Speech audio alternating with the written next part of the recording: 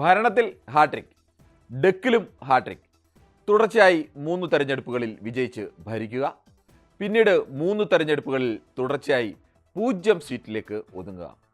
ഇന്ത്യയുടെ അതിമഹത്തായ രാഷ്ട്രീയ ചരിത്രത്തിൽ ഈ അത്യപൂർവമായ റെക്കോർഡ് ഒരേ ഒരു രാഷ്ട്രീയ പാർട്ടിക്ക് മാത്രം അവകാശപ്പെട്ടതാണ്.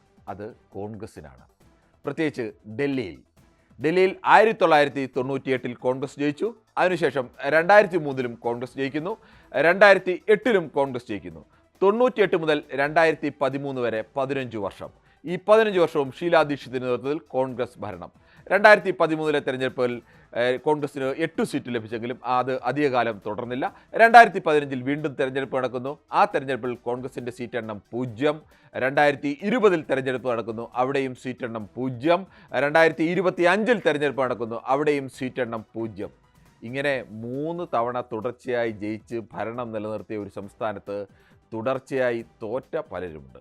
പക്ഷേ തുടർച്ചയായി 0 സീറ്റ് മാത്രം നേടാൻ കഴിഞ്ഞ ഒരേ ഒരു പാർട്ടിയെ ഇന്ത്യയിൽ കാണൂ, അത് കോൺഗ്രസ് ആണ്. എന്തായാലും ഇങ്ങനെ ഒരു അത്യപൂർവമായ റെക്കോർഡിന് കൂടി ഇപ്പോൾ കോൺഗ്രസ് ഉടമയായിരിക്കുകയാണ്.